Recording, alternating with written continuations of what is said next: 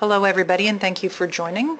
My name is Cheryl Fatabene. I'm the Chief Nurse Practitioner Officer at the NNCC, and on behalf of the National Nurse-Led Consortium and the AANP, I would like to welcome you to today's Lunch and Learn webinar, Starting Your Own Business, Part 2, Opening Your Own Practice, with Barbara Phillips, an NP and a Fellow at the American Academy of Nurse Practitioners. Today's webinar is being recorded and will be available in the upcoming week on our NP Support and Alignment Network portal page with a link to the recording to be sent to all registrants. All participants will be muted throughout the presentation. I encourage you to submit questions during the presentation. Please use the Questions tab on your GoToWebinar control panel as seen here to ask your question. It will be relayed to the presenter and answered at the end of the webinar. A survey will pop up at the end of the webinar as well and will be sent in an email later today. Please take a few minutes to complete the survey evaluating this activity, as your feedback is critical to the ongoing development and presentation of our webinars. The slides for today's webinar are also available as a handout, which you can access via the Handouts pane on your control panel noted here. You can click the name of the handout and it will be downloaded via your default web browser. At this point, I'm going to pass the mic over to my colleague, Joseph Reyes from the AANP, to speak to you about the availability of CE accreditation for today's live presentation. Joseph? Thanks, Cheryl. Hello, everyone. So there is the opportunity to receive continuing education credit for this webinar. There are a couple of requirements for that. First, you have to attend at least 55 minutes of the presentation, and by attend, you have to attend the live presentation format. So you have to click on the registration link in order to view the presentation slide deck. And once you click on that registration link and you're viewing the presentation, our system on the back end will track how long you are participating in the webinar. So if you get to at least 55 minutes, you will qualify for continuing education credit from AANP. Phone-in only participants will not qualify. So if you phoned in today, I would encourage you to find some internet access if possible and click on the original link, invite link, that will allow you to view the presentation in real time. That means the PowerPoint slides themselves as the presenter is speaking. So be sure to do that if you want to qualify for CE. Once the presentation is over with, I will be going through the entire list of attendees, and we'll be sending a very specific detailed email to those who qualify and meet the requirements for CE credit, and you'll have the opportunity to access the AANP CE Center. I'll send you a very specific passcode, and you'll enter that passcode into the webinar product on the CE Center. Again, that's all going to be included in the email. And then all you have to do is complete the evaluation for the webinar. And once that evaluation is complete, you'll receive CE credit. I have listed my email address if you have any questions in the meantime. And other than that, everything should be easy to follow, easy to understand with respect to obtaining your CE credit. The only thing that we do ask specifically is that if you are new to receiving CE credit through this Lunch and Learn series, when you go to the My AANP website in order to receive your CE, you'll have to register an email account. Be sure to use the same email that you use to register for this webinar. If you use two different emails, you will have lots of trouble trying to access the CE credit. So whatever email you specifically use to register for this webinar, use that same email to register for your credit on the AANP CE Center. And again, I will explain all that in greater detail in the email that follows for those who qualify. Thank you, Joseph. I wanted to take a quick moment to talk about the national investment taking place for quality improvement in the United States with the help of our federal government and the organizations who are presenting this content as part of the Transforming Clinical Practice Initiative, which is sponsoring today's presentation. The Transforming Clinical Practice Initiative, or TCPI, is CMS's largest ever investment in practice transformation with an investment of greater than $700 million over 4 years and enrollment of 150,000 plus providers across the country. The NNCC, or National Nurse-Led Care Consortium, is a membership organization with over 250 nurse-led practices on our membership roster. Our mission is to advance nurse-led care through policy, consultation, and programs to reduce healthcare disparities and meet people's primary care and wellness needs. Our partner in this initiative, the American Association of Nurse Practitioners, is the largest full-service national professional membership organization for NPs of all specialties. It is leading the way in advocacy, continuing education, and professional development for over 77,000 members. CMS funded the NNCC and the AANP to support enrollment of NPs into practice transformation networks, or PTNs, across the country, and to develop NP-specific educational materials that facilitate practice transformation in advance of upcoming payment reform changes with CMS. The NNCC and the AANP are the only nursing-focused grantees of the TCPI project. The NNCC and the AANP agree that this initiative is important to ensure nurse practitioners receive the support they need to remain competitive in a changing healthcare landscape.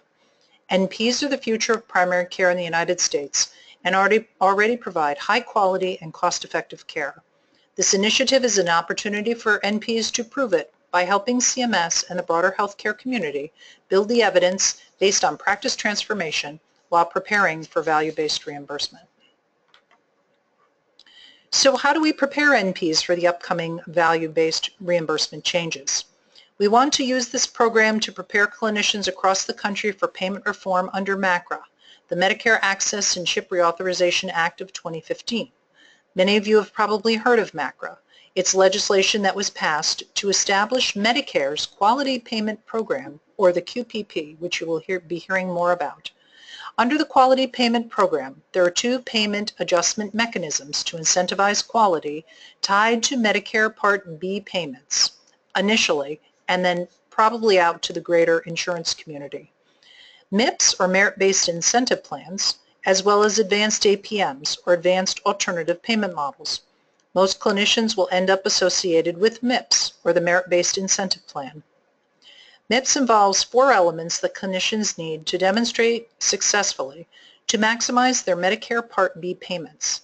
These elements include quality, use of resources, identifying clinical practice improvement or CQI activities that they're engaged in their practices, as well as the use of health IT effectively. If you can demonstrate these 4 elements in your practice, you can succeed in a value-based payment environment. At this time, I'd like to turn the presentation over to Barbara Phillips. And Barbara, I'll let you take it away.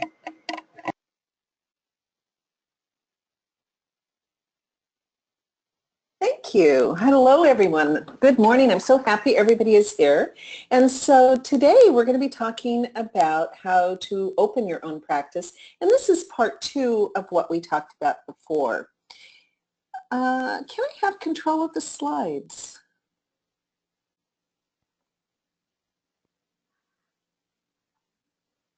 Let's see here.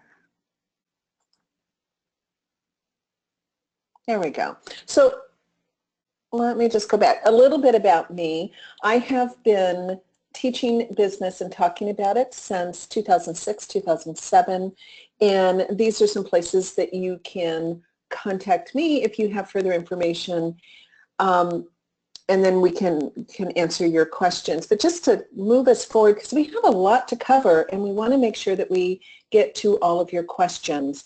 And so you see some objectives in front of you.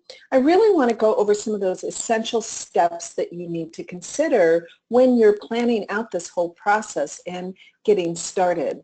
We want to really talk about some of the financial things, because that is something that holds a lot of people back.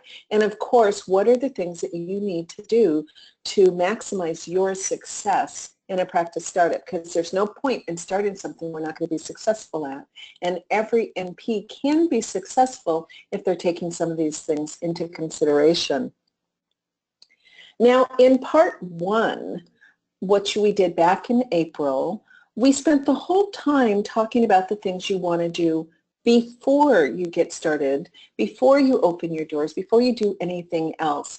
And it's what I call the PPFM analysis, and that's where you look at the personal aspects, the professional aspects, the financial, and the market. This is where you do your assessment. Are you ready to start a practice? Do you have the support you need to start a practice? And then actually sitting down with a piece of paper and a pencil or an Excel spreadsheet and running numbers to make sure that you can make this financially viable. So this is all that research you do ahead of time, looking at really the beginnings of your business plan. And you want to make sure that you can do this on paper before you go out and start spending money and getting space and then finding out, oh my goodness, I don't know what to do or it's not going to work. So I believe you can go back and look at that particular presentation if you haven't seen it already, but those are really critical first steps. Now, when I talk about how to start a practice, because there's so many components involved, I really try to break it down into this framework that you see here. And at the top you see the PPFM analysis, and that's kind of where it starts.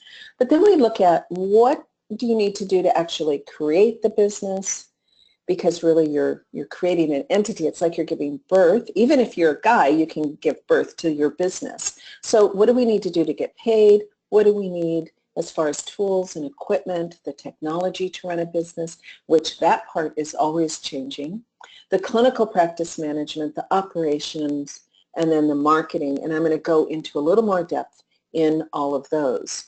So if we move forward and we just look at creating the business and what does that mean? So when we have a business, it's actually a separate entity.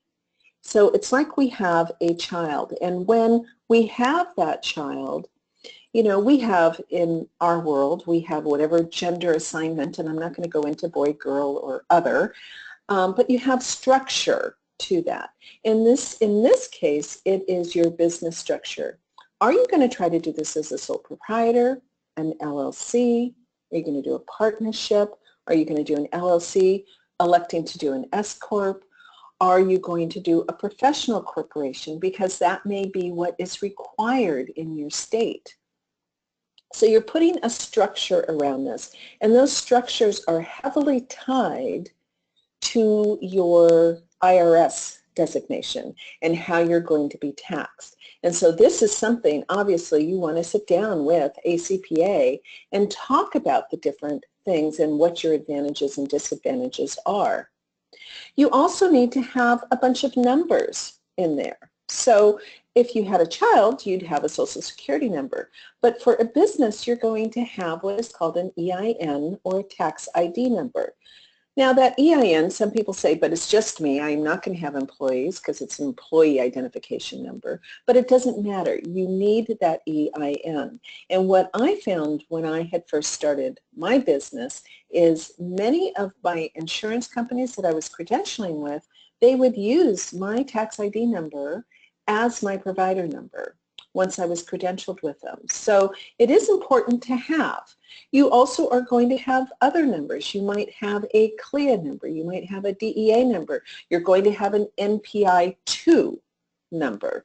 The NPI-2 is for your business. That identifies your business. You, as the individual provider, has an NPI-1. So you may have just a variety of different numbers that you're going to need, and those will vary a little bit from your state and from your location. Licenses. Okay, so you have your business license.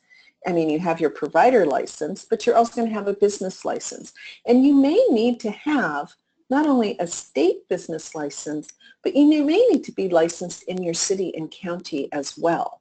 So you have all of those. And then if you're doing any kind of specialty care, there may be additional licenses. If you are prescribing controlled substance, there will be DEA licenses. So again, it's going to depend on what it is you're doing and the state you're in and the city and county rules and regulations. Now let's talk about names for just a moment, because I see some really bizarre names, and I myself created a business once with a really bizarre name that eventually people got it, but it made no sense in the beginning. You want your business to tell people, if possible, where you are and what it is that you do. The other thing you want to make sure with a business is that you can get that URL to it. So what do I mean by URL? I mean the domain name. So if you are Main Street Clinic, you want it to say mainstreetclinic.com. Okay? If you do a business like Main Street Clinic, and there is actually a Main Street Clinic that is owned by a nurse practitioner, which I didn't know for a long time, and I was using this anyway. But if you own Main Street Clinic and you decide, you know what, I really want to move over to Elm Street or some other place, then you need to consider that. If you're going to be on Main Street, stay on Main Street. My very first primary care practice was actually the name of the city and then primary care. So I had Aberdeen Primary Care. And I know a lot of people that do that. So it told people where we were and that we did primary care. And so you want to think about that. And again, you want to be able to get the URL. And today that is really important. Do not do something like Health for Life, because then people are going to say, well, is that FOR or is it a number 4? You don't want people to have to think about how to say it or how to spell it. And you certainly don't want, if you have a front desk person, answering the phone and butchering the name because he or she can't quite pronounce it. So keep those things in mind. Keep it simple. The other thing you want to do when you start creating this business is you have to protect this baby that you're giving birth to. And that means insurance. And it doesn't just mean liability insurance, which we all have. And I had this question come in the other day because we also talk about business insurance, and sometimes that gets lost. You have to have business insurance, and that is simply a kind of a fire and disaster slip and fall type policy. If somebody slips in your waiting room, you want to be protected. And most of the time, especially if you're leasing space, you will be required to have some kind of a policy. Now, with all of the chaos that is going on in the world right now, we've seen a lot of disasters and a lot of destruction go on. There's something that you can get with your insurance policy as a write-on that is business interruption insurance. So that if something happens, like your building burns, or we've had the hurricanes, we've had just a variety of different things, then you can be paid out on that policy so that you can get your business going. And there's a variety of ways to look at it. But ask your insurance agent, and you can just go down to the local insurance agent who sells, I don't know, Farmers, State Farm, whatever, and talk to them about a business policy. You want to make sure, and this is so timely with all the disasters, with business insurance, that when you're looking at the interruption, that there isn't a clause in there that says you're not protected for acts of God, and find out what that means and what they're including in there, because that's not going to help you. You want to make sure that you understand what you're buying. And if you are a mobile practice, you want to make sure that you are getting the correct type of auto insurance for a business. Because if you just use your regular automobile insurance and you have a problem, maybe your computer is stolen out of it, which is going to give you a whole lot of other problems, but you have some equipment stolen, or you get into an accident and they find out that you weren't insured as a business, then you will not be covered. And that has happened to providers, so make sure that you're doing that.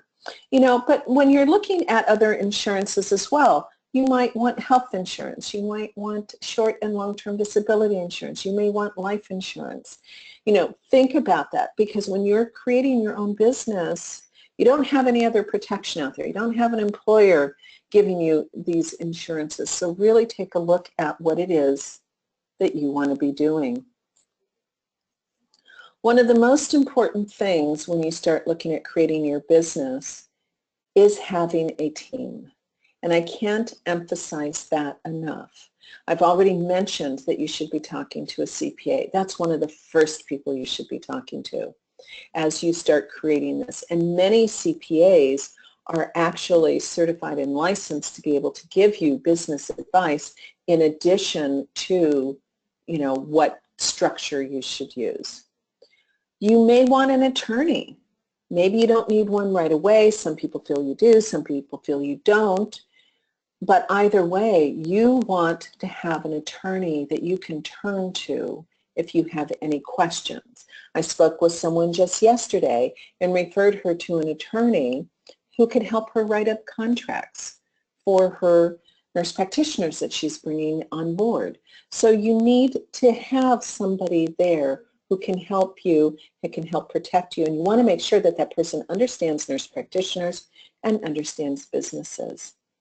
Think about your banker. You may not do this starting out with a loan, and I hope you're able to do it without starting with a loan, but you still perhaps eventually want to have a line of credit. You want a relationship with that banker. That banker can also give you some information about business in your area. You may want a financial planner. You may want somebody who is a coach in a particular specialty that you're working in, but you definitely want a business coach. You want somebody who can help guide you. There's a lot of misinformation that is being given out there, and we want to protect one another because we want everybody to be successful. So definitely have a team. This is not a solo sport. This is a team event, and you need your team behind you, just like any performance athlete does. You need a team behind you. So let's talk about getting paid, because you all want to get paid, right? This is something that we all want. And so there's a lot of different ways that we can look at our businesses. You want to look at your revenue models. Are you going to be taking just all cash? Are you going to be doing insurances? You're going to be doing a combination. Maybe you're going to look at invoicing businesses instead of actually billing individual people. You're going to do companies, or maybe you have some other kind of arrangement. Nurse practitioners are so creative in how they do these things. What you want to make sure that you're doing is that you're staying on the right side of compliance with all of these things. In fact, one of the questions that I often get, and I answered today for people, was, well, can I do this or that? And there was definitely a conflict of interest and a potential for violating anti-kickback statutes and Stark rules, which Stark rules were not mentioned in the Stark rules, but you better follow them.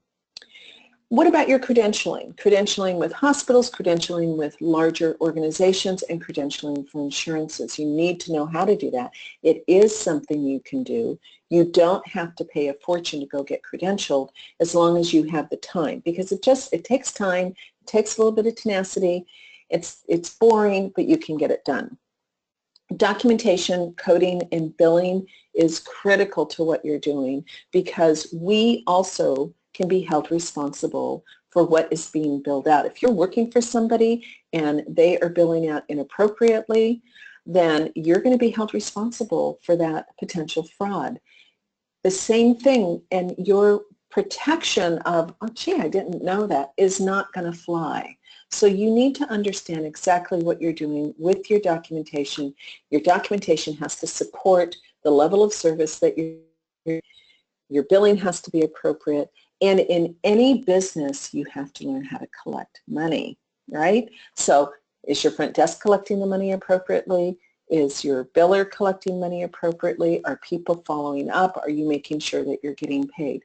Patients today are paying more than ever out of pocket, and that's going to affect your ability to be successful if you are unable to collect money. A lot of questions come in about fee sheets and fee schedules. Have one fee schedule. Do a little bit of market research in your area. Take a look at what normal reimbursements are. Now, you can't always get your commercial payers because they consider that information proprietary and they don't just share it with everybody. You can call them up and get a few codes here and there, but the published codes are going to be Medicare, Medicaid, workers' comp, because that's public information. So you can take a look at those and you can mark up, if you will, a percentage so that you have one fee schedule that covers all of your payers. You can certainly give a discount for prompt pay or payment at time of service. That's what the TOS is. And you can offer that to anybody, including an insurance company, if they were to be right behind your patient saying, hey, I'm Blue Cross and I'm going to pay for Barbara today. Then you give them that discount as well. So you offer that to anybody who's paying at the time of service, not 2 weeks later, but at the time of service. And a lot of people will do this as a, will just pick a number so that it's easier instead of trying to think of, okay, so what is 30% of a 99214 or 99213? A lot of people will just have a flat rate for those cash that reflects that. So what do you equip your office with? You can equip it with whatever you want, but you know what? You don't need to spend a fortune doing it.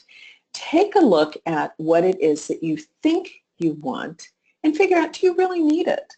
When I first started having a practice, I would read this stuff and I didn't have anything to go by, and I was reading all these physician things and people were talking about buying this new furniture and doing all these different things and spending about $250,000 to open a practice. It takes nothing near that to do this. But take a look. Do you really need something? Is it something that you can use for multiple things, or is it just a single purpose? And some things are better suited for single purpose, but there are things that we can adapt to use for multi-purposes. You don't have to buy everything new. There's a lot of good equipment that you can get used or very gently used, and make your choices about what do you really need to have new and what can be used. And people do this all the time. Lots of places to get good used equipment. EMRs are something that everybody asks about. Which is the best EMR? What EMR are you using? What should I be using? And I have always said that the best EMR is the one that works best for you because they're all a little bit different. Today, I would say make sure whatever EMR that you get is MACRA certified because that is so important going forward. But you don't have to spend a fortune on your EMRs. You can get them for free. You can get them for a little bit of money per month. You can get them for an awful lot of money per month. So you really want to take a look at that. And also that hidden cost. You know, are you having to pay for each person who accesses the EMR, which might be your scheduler or a biller or an assistant? Are you having to pay for all of those people, or is it just per provider? Do you have to pay for training and for updates? So you want to look at all of those different things as far as the EMRs that you're using. And again, you can get them free and you can get them for a lot of money. So it just depends on what it is that you're looking for and how many bells and whistles. But there's a plethora of EMRs out there, and just find one that works best for you. Now, when we talk about clinical practice management, what we're talking about here is not the care that you do with your patients. This is where you're the expert. You take care of your patients. You know how to take care of your patients. But have you ever really stopped and thought about what does it take to take care of those patients once they pass that front desk and they're getting into the back? What is that workflow like? How do they move through the maze in the back? Depending, and of course, it's going to be a lot different if it's a larger organization or just a one provider clinic. But your goal here is to maximize or actually minimize your workflow while still getting all the clinical outcomes meeting all of your benchmarks. And so what does it take to do that? How does somebody know to get a UA? What are your policies and procedures behind that? What are the things that are going to trigger them? Do they know how to get a UA? Do they know when to get a finger stick before you actually see that patient? Do they know what is supposed to be set up? And what about the roles that people are playing? Do you have just a dedicated clinical assistant, or do you have people that are cross-trained, which is actually a better idea so that people can fit in and fill in wherever needed?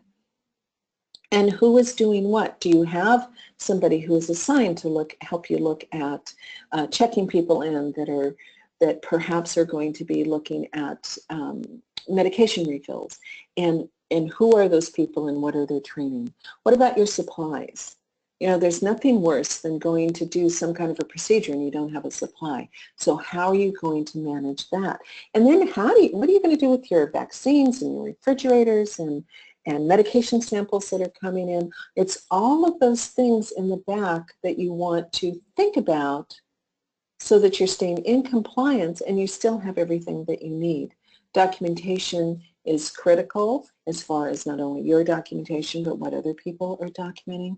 And then how do you interface with others, other providers, pharmacies, social service agencies, emergency room, the provider upstairs from you who is somebody's jumping around and making a lot of noise, whatever the case may be. You need to have all of that. And this is all about your patients and how you manage them on the back end. So it's pretty important. The business operations, this is business practice management, and this is probably the thing that people going into business have the least information on. Because, you know, at least on the clinical practice management, we've been taking care of patients. And if you stop and think about it on that back end, you know, and you start looking around, you can kind of start getting an idea of how you might want things in your own business. But very few of us have access to the business office. Very few of us know what's actually going on behind the business. In fact, so many of us don't have access to even our billing statistics and billing reports, which is the one thing we should have access to, because you need to know what you're generating for any kind of a practice. So when we look at business practice management, this is a huge area, really huge. You have all the aspects of financial management, and that will include all of the billing and the accounts receivable and what's happening on that end. But it also includes the budget for the clinic, the bills that are getting paid for, how are things looking, you know, are you financially stable in your clinic, what is your profit and loss, what is your cash flow, those kinds of things. But there's so much more to business practice management. And some people snicker because I mentioned housekeeping, but I tell you, that's something that's pretty darn important. In fact, my very first day seeing a full day of patients, just about a full day of patients, in my own practice, at the end of the day, I was ecstatic. It was like, oh my gosh, I did it. I saw these patients in my own practice and da-da-da-da-da-da. And I look around and I realize, oh my God, who's going to clean? Who's going to clean and get us ready for tomorrow? I didn't even have cleaning supplies. So there I was, making a trip to Walmart to bring supplies in and cleaning the practice. And eventually I did hire somebody to help do that. But, you know, you may do that yourself. There are practices out there that will do all of this, and that's fine. Just be aware that it's going to need to be done. What about the communication between other providers, other agencies, your staff? Human resources is huge. There's a lot of legalities and regulations around human resources, and this is anybody that you bring in to work in your practice. If you have staff, this is your largest line item. This is what's going to cost you the most. So you need to be paying attention to it and following all those rules and regulations. We've seen a lot in the news recently about safety in a practice. Provider safety, staff safety, patient safety. We've seen disgruntled employees go in and shoot up people. We've seen police officers arrest nurses. We've seen patients shooting providers because they're not getting the prescriptions that they want. So you have to have some safety policies and safety procedures in place. the management of the office, the management of your vendors. You know, how do you coordinate all of that and manage all of that? Data safety is also huge. One of the first things that you should be looking at when you start setting up your HIPAA compliance program is doing that data safety risk analysis and then following through with it, because that's one of the biggest areas when people have a problem with HIPAA, they haven't done that. So make sure that you do that. Disaster management, I don't think we need to say a lot more about that. Look at the disasters that are out there. How are you going to manage patients? How are you going to manage your records? What do you do if you're in the middle of something and something blows up? We had an issue in our first practice where, fortunately, it wasn't that big of a disaster, but it was where the office upstairs, they had a fish tank. They had turned a hose into the fish tank and let it run all night. And so the next morning, 5 minutes before we're putting a patient in the room, we go in the room, we turn on the computer and flip on the lights, and the ceiling is on the exam table. So what do you do for that? How are you going to then pivot so that you can still see your patients? You know, that's nothing compared to what other people have been going through recently, but you still need to keep it in mind. Risk management is big. So if you have employees, you're definitely going to be involved with labor industries. You may be involved with it for yourself. And I'm not talking about the patients that you're seeing. I'm talking about your staff. In healthcare, we know that nurses get a lot of back issues, but they can also have other things. I had an employee one time. We had really high cabinets in our office, and I had those folding step stools all over the place so that people didn't even have to go very far to get them. And yet I found my assistant on one of those rolling stools, you know, turning rolling stools, trying to get into a high cabinet. And it was all I could do not to yell until she was down, so that she was safe, because that would have been a huge issue. And you as the employer are going to be held liable until it's proven that you weren't at fault.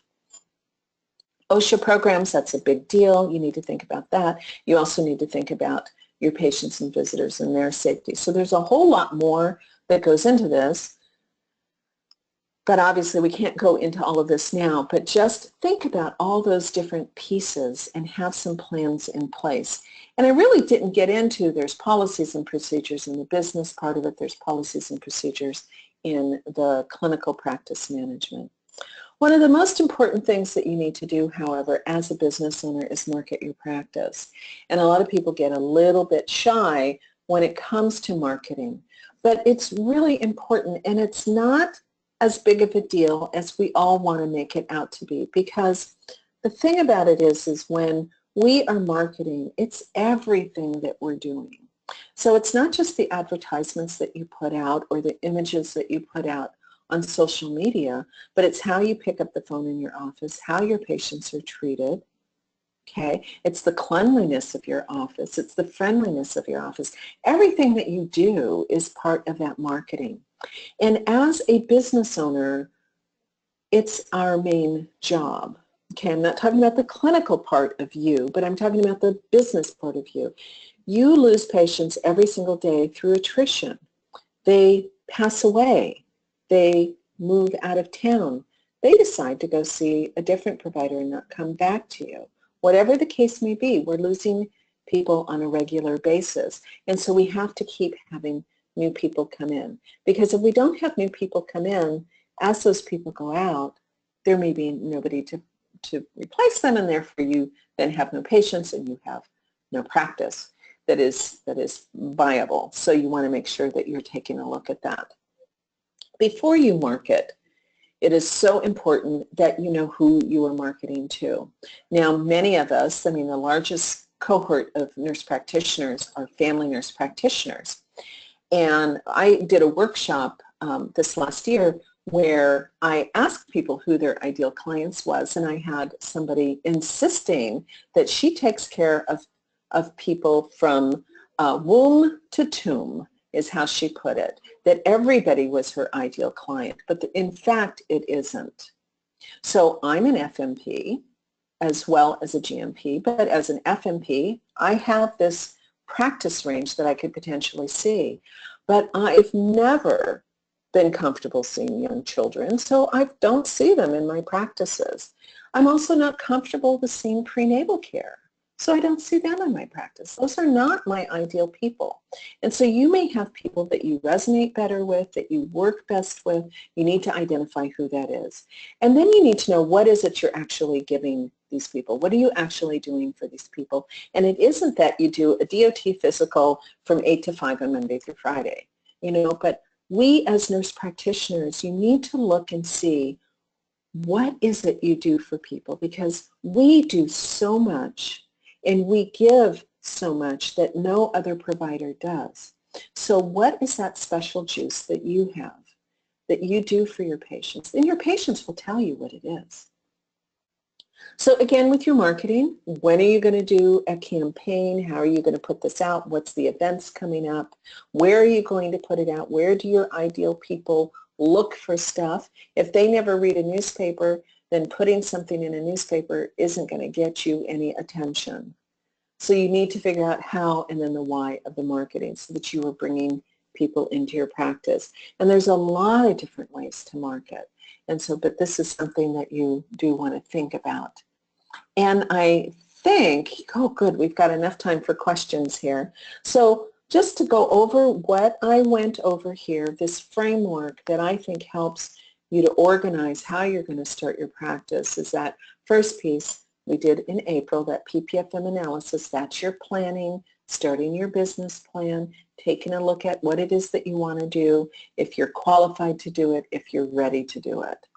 Then creating this entity that is going to be called your business and putting in all the support for that in terms of your insurances and your team and all of that. How are you going to get paid? Because getting paid is important.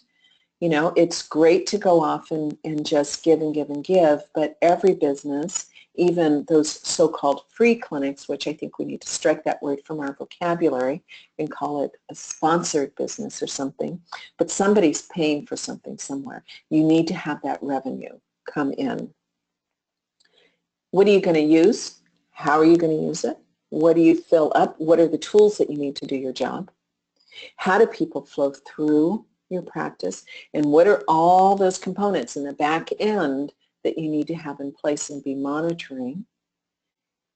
What are you going to do about the business side of it? How do we run the business? And, in part, think about at home, you're running the home, your business of the home. You're going to transfer a lot of those skills over to running a business. And then, of course, the marketing, letting people know what it is that you do and how you do it and how you can help them. And basically educating people so that they'll come in and see you. So that's really, in a nutshell, the things that you want to be doing when you go ahead and start a business. So I guess we're ready for questions now. If you do have others that we don't get to, those are some ways that you can contact me. So thank you. Yes, thank you so much, Barbara. That was really some wonderful information and certainly very inspirational to many people that are out there that maybe have been thinking about opening a business but haven't either had the time or didn't really know where to start. We are opening up the questions tab right now. Just a reminder to people, if you do have a question, go ahead and put it into your questions, type it right into the chat box, and we will begin going through those. So, Barbara, I'm going to go ahead and start fielding some questions from people. We have one that's come in from Anne Marie. Anne Marie says, I am in solo NP LLC practice. I have my EIN and NPI. Do I need a second NPI? And secondly, how do I find out if I need it or not? So depending on the kind of practice that you have, if you are billing insurance companies, then you definitely want to have that second NPI. And it is sometimes called an NPI 2, the NPI 1 being your personal NPI, but the business itself needs an NPI. So if you're billing insurance companies, when you do your billing, you will have your business do the billing and you become the rendering provider. So that way, just like if you're going to work for, let's just say Kaiser, okay? Because I was reading something about Kaiser, so that's top of mind right now. If you work for Kaiser, Kaiser is doing the billing with their clinic NPI number, and then each of the providers is the rendering provider with their NPI number. But this way, the insurance company knows that that payment is going to go to Kaiser. So having your business NPI number, if you were ever to bring in a locum tenens or another provider, it ensures that that payment is coming and will be attributed to your business. So even if you are solo, I would still have a business NPI number. I mean, I always had a business NPI number. It just made it easier because I didn't know if I was going to add more providers or, you know, what I was going to do. And this just made the billing clean all the way around. Great, thank you for that. We have a question from Patricia, which is probably on the minds of many people, I think, listening. So how long does it take to plan and prepare to start a practice? That is a great question, Patricia. And I'm going to give you my favorite answer, and that is it depends. So a lot of people will say, oh, you need 6 to 12 months to plan out of business. And I will tell you, when I first started mine, not knowing anything and having really no guidance, I did it in less than 3 months. And what took me the longest was finding somebody who would rent space to me, because I was the first in my community and they kept saying, you can't do this. So, you know, it really just depends on what you're planning to do. I don't think it takes a year to plan out a business. So I would say it just depends. What do you want to do? How are you planning on doing it? I mean, if you're looking at opening something that's really large to start off with, which I do not recommend, and you're going after loans and all these specialty requirements that you might need to have for some kind of a center or something, then it's going to take you a little bit longer. But if you're going to open up a solo practice, it really is just going to take as long as it takes you to perhaps get your licenses to get incorporated. If you're going to do insurances, you can bet it 3 to 4 months to get credentialed with insurance companies. So, you know, again, it just depends. Thank you, Barbara. Another question, which again, I'm sure that a lot of people have this on their minds. Being an FNP, do I need a collaborating agreement? This comes from Julie, in order to start their own practice. I'll go back to my favorite question. It depends. So depending on the state that you are in, you may or may not need a collaborating physician. So look at your scope of practice.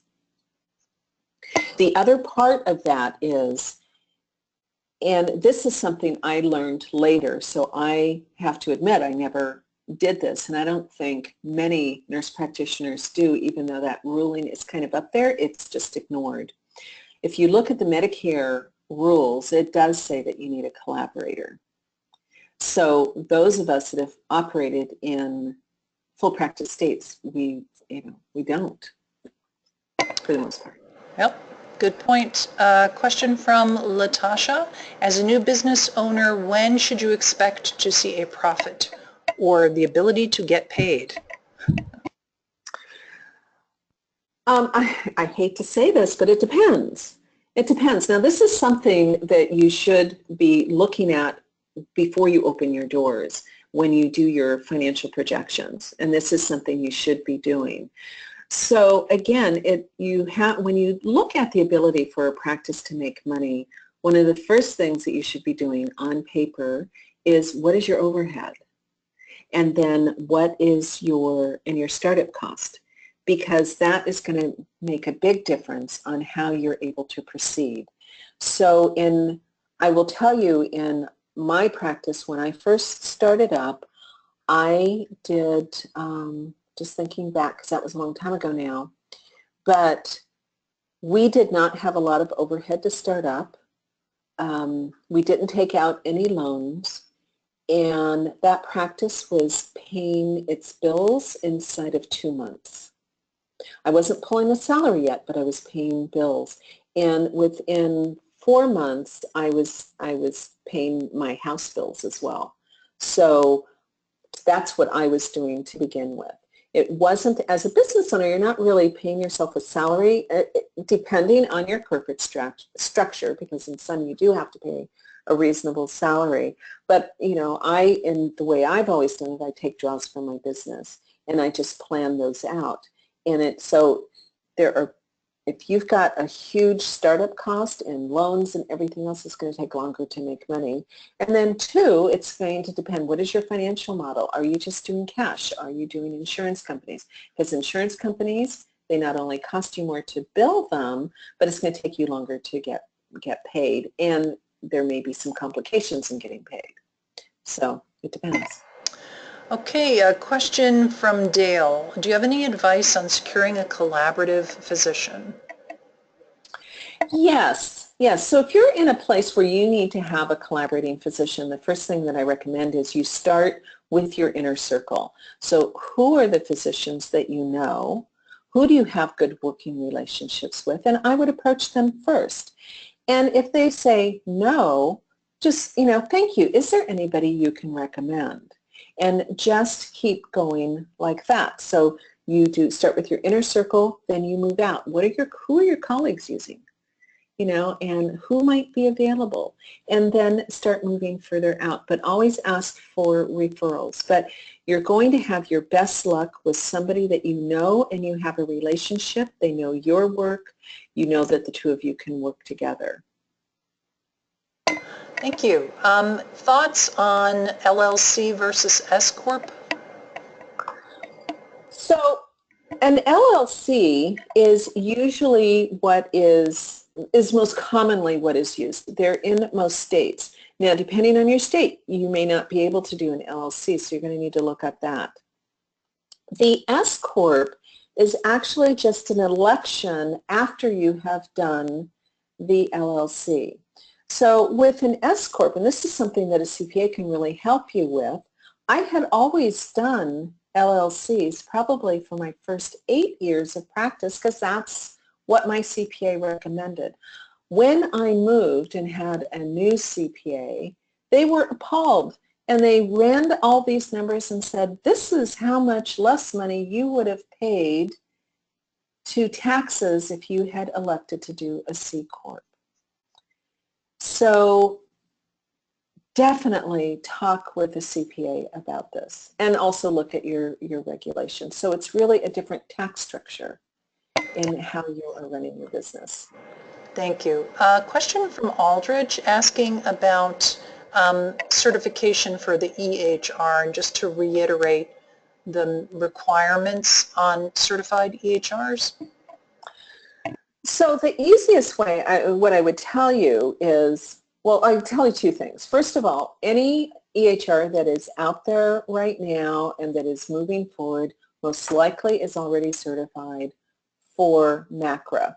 But you can just go to, I think it's QPPS, cms.qpps.gov, it might be, but just Google for the quality payment, CMS quality payment, and it'll take you to the quality payment website, and it'll show you there who's certified and who isn't. You can search for your EMR there. Great, thank you. Question from Erin, and the questions are rolling in faster than we can ask them, so we'll see how many we can get to. Is a business license the same as registering your business with the state and the county? It might be. Again, you'd have to look at your local organizations, your local government. They might use registration instead of having a license, but you should get some kind of a license number. And again, this is about taxes. When you go to register your business, you're going to have to be paying probably state and city, county licenses depending on how they set that up. So I would take a look at the language that they use. Question from Nicole, is there a good resource to help you through the credentialing process? There's a lot of information online about what to do with the credentialing, and I would look at that. We've got a couple of articles on our blog. And, you know, we also have a course on that, but I would start with the blog and I would start with doing a search. And just a reminder to everybody that Barbara does have a blog, and a lot of the types of questions that you're answering do get addressed on a pretty regular basis on her blog. So what maybe we can do is just go back to her contact information again for everybody, and if we don't answer your questions, I would encourage all of you to attend her blog. A lot of these questions will be answered. Another question, a question from Linda. What is the best site to find Medicaid fee schedules for all states? Or is there a good site? You go just to your state. Go to your state Medicaid website and you can see for the Medicaid. If you're looking for Medicare reimbursement, you can actually go to Medicare, to CMS, and type, you know, search for an MAC, Medicare Area Contractor. Find the company that does your area, and you can download the fee schedules from that particular person. You want to make sure that when you're looking at these fee schedules, be aware of what your reimbursement rate is for your state. So for Medicare, across the board, nurse practitioners, PAs, we can collect 85% of the physician allowable. Medicaid varies from state to state. So in Washington, I could get 100%. I was on par with physicians. I was just looking at Georgia's, and I believe it's 90%. And there's some states that are as low as 60%. So you really need to take a look at your specific state. Great. We have a question from Michael asking if opening your own practice is a viable business for nurse practitioners. Yes, it is. I would agree. I think it takes the wherewithal, the interest, and being smart and lots of planning. But, you know, Barbara, I'm sure you know. It definitely takes the planning. It definitely takes getting connected with other business owners, because I will tell you that our colleagues who don't do business, they don't understand some of the questions that we have and some of the needs that we have and some of the concerns that we have. So get connected with a group, get the information that you need. More and more nurse practitioners are starting businesses, but you've got to do it smartly. You know, healthcare changes every day, and you have to stay on top of what it is that you need to do, and you need to think outside the box. We are almost out of time for questions. I'm going to get through a couple more that I think are burning questions for a lot of people. Latasha's asking, should a new grad open their own practice? Latasha, thank you so much for asking that question, and my stock answer is no. My feeling, and I feel very strongly about this, is that as a new graduate, you should focus on becoming an expert clinician before you step out and try to open up a business. We come out of school quickly, but you know, you've got your license, you've got your certification, but now you can actually get in there and learn real world stuff. Get that stuff down before you step out and start learning how to do a business. Great, thank you. You mentioned Cynthia, she's asking, is it possible to open a practice without getting out a loan as a startup?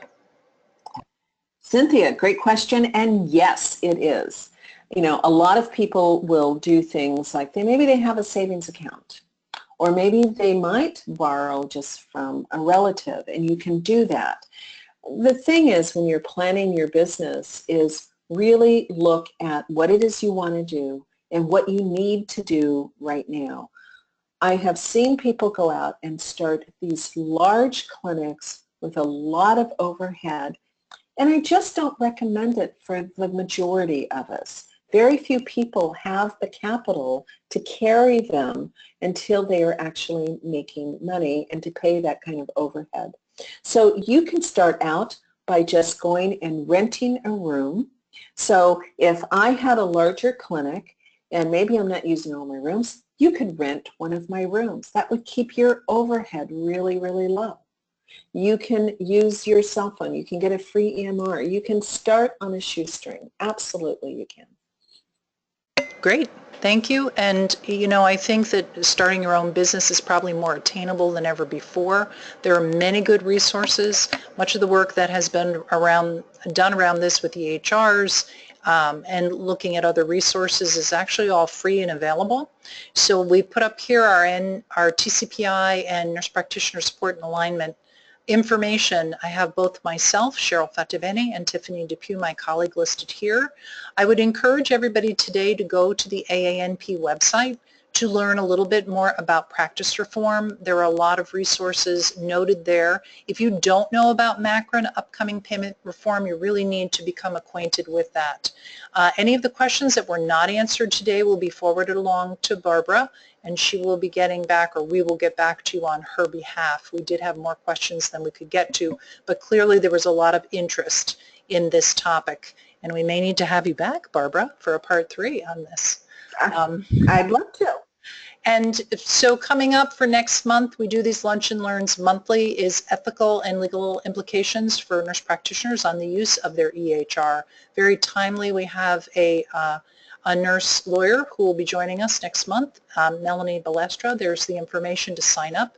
I would encourage all of you to do that. I think that will also be of interest to those of you that might be interested in starting your own businesses. On behalf of Tiffany and myself, the NP SAN, and also the AANP, I want to thank Barbara. I want to thank you for your time and your wonderful presentation today, and we'll be closing the webinar out at this point. Thanks again, everyone.